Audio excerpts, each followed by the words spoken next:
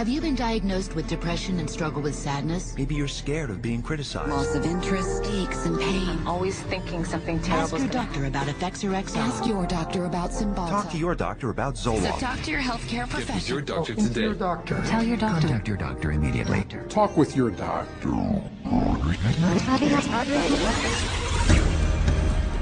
Over 40 years ago, leading psychiatrists met in Puerto Rico to map out their vision of the future. We see a developing potential for nearly a total control of human emotional status, mental functioning, and will to act. Their plan? To create by the year 2000 a range of psychiatric drugs regulating every aspect of human behavior. I was diagnosed with depression and put on Paxil. ADD, and I was prescribed Ritalin. General anxiety disorder, prescribed Zoloft. Bipolar disorder, and I take lithium. PTSD, Zoloft. I was on Paxil. When they placed me on Zoloft. They gave me Adderall. I was prescribed Sibtamu, Tegretol, Lexapro, Depakote, Stelazine, Adderall, Concerta, Orzine, Prozac, Lorazepam, Effexor, Clonazepam, Ritalin, Dexamphetamine, Paxil, Cylert, Prozac, Adderall, Elavil, Depakote, Wellbutrin, Seroquel, etc., etc. 100 million people worldwide are on psychiatric drugs. How did this happen? Psychiatrists convinced them they were sick. They want you to think you're diseased from birth, and that all those experiences of life, childhood and adolescence and teenage years and adulthood and being a senior citizen, that these are all various stages of disease. Because let's face it, we've all been depressed at one time. We've all been anxious at one time. These are normal emotions that we feel. Every emotional and spiritual problem is reduced to a label. And of course, all of those diseases require pharmaceutical treatments. This is big, big business. While generating a healthy income, claiming to be medical professionals, psychiatrists will freely confess that their profession is devoid of science. We don't really have any specific blood tests or other tests that are definitive for any mental illness whatsoever. It would be neat if it would become much more scientific. Well, if you go to my office and you tell me that you're depressed, there's nothing, and no blood sample or whatever, no tests. There are not current available tests to verify your diagnosis. I don't use any tests. You do not have a test to say, well, this is this disorder and this is the best medication for this disorder. For many years we thought we had the tests nailed down, but it turned out that they weren't of any value. If you don't know what's causing the symptoms, then to give somebody something to alleviate the symptoms is close to impossible. By the time a drug's approved and it hits the general population, we don't know even 50% of the side effects that are involved with that drug. And these pills cause heart attacks and liver problems and immune system problems and lots of other medical problems. So you're playing with fire. Every day, psychotropic drugs cause serious adverse reactions. And while psychiatrists and drug companies fully understand the dangers of the drugs they sell, their unsuspecting customers are left to the consequences. Everything became worse. Each mood swing was worse. He would have chronic headaches, chronic, nausea, not feeling good. She was very agitated, very, very jumpy. She was having horrible hallucinations. Her personality was disintegrating. Once he started on that drug, the cloud just stayed over him and stayed over him and stayed over him. It got darker and darker. He thought there wasn't anything worth living to kill himself. That was not Matthew. That was the drugs. At least I would like to have said, I love you. I didn't get a chance to do that. In addition to crippling scores of people daily, every month, psychiatric drugs kill an estimated 3,000. But the human devastation would never have gotten this high if psychiatrists hadn't worked hand in hand with drug companies to promote their drugs to doctors throughout the world.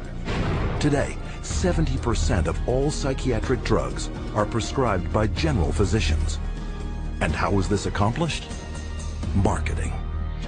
It's about creating a good story that uses science, that convinces a physician to think about writing a prescription. This is not science. This is incredibly effective marketing. It has nothing to do with science. They use what I call statistical contortionism.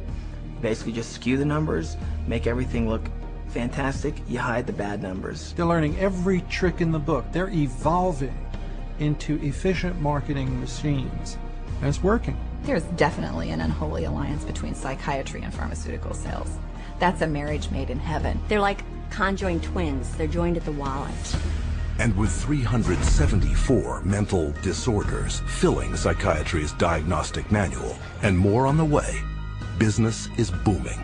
Pharmaceutical companies have expanded their roster of psychotropic drugs from 44 in 1966 to 174 today.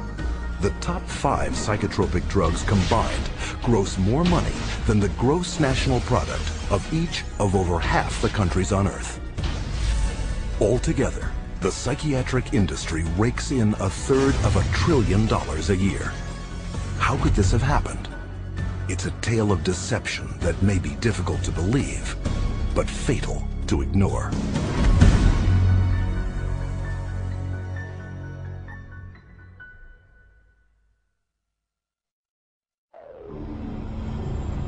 We took him to a psychiatrist, and within a matter of minutes, yeah, she's ADHD, and here's your drug. Went on to Medicaid, and 5 minutes later, he was on Zyprexa. He saw the psychiatrist and prescribed the medicine for 20 minutes. The guy didn't even look at her. He talked to her a little bit. Now, how can you tell if somebody's ADHD or not ADHD from just a few minutes talking to her? Next thing I know, I'm getting handed a handful of Xanax. That's how easy it is to get these drugs. Just so easy. It's just passed to me like candy. That's simple.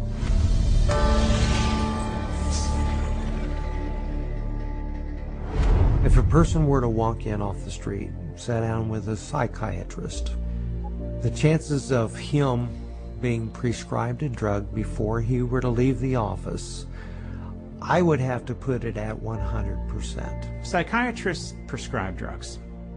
They might have different ways of diagnosing, they might have different ways of interacting with a patient, but it's rare to find a psychiatrist that uses no drugs. The psychiatrists today are, in quotes, admitting they can't cure these mental illnesses, and they're therefore going to manage your illness by using a drug. 50 years ago, a person who was going through a divorce would have relied on family, friends, clergy, and even the family doctor to a certain extent for conversation to work through the issue. They certainly wouldn't have been medicated. That was before the era of psychotropic drugs. Psychiatrists, occupying the lowest rung of the medical profession, worked almost exclusively in mental institutions. With no cures, there was little chance they would ever be respected by the public and their peers as real doctors. Psychiatrists had for years been on the fringe of medicine. Typically, the standard doctor internist would have very low regard for psychiatrists because it was understood not to be a very clear science or art. Psychiatrists wanted to be viewed as physicians, as doctors. And in order to be viewed as physicians and doctors, the people they dealt with had to be viewed as patients. And if doctors dealt with diseases, then their patients had to be diseased. Psychiatrists had a wonderful opportunity, they felt, to become respected in the eyes of their peers. They raced to create a whole diagnostic book called the DSM, the Diagnostic and Statistical Manual, which was created by consensus. A group of psychologists and psychiatrists get together, and if they made common observations, they have a vote and they now classify a new disease. And they give it a number and it graduates into the DSM classification. And it's a dangerous book. It's a book that has many disorders that could apply to any one of us, because the disorders are not real medical diseases. And it's things that apply to nearly all of us at times. Are you afraid of meeting new people? Are you afraid to speak in front of a large crowd of people? Does it make you nervous to go and to talk to your boss about a complaint? You can invent a mental disorder based on a checklist of symptoms, and that is exactly how the Diagnostic and Statistical Manual, the billing Bible for psychiatry, works. Since the DSM's first edition in 1952, the number of diagnoses has steadily grown. From a slender 130-page booklet listing 106 so-called mental disorders, the DSM has bloated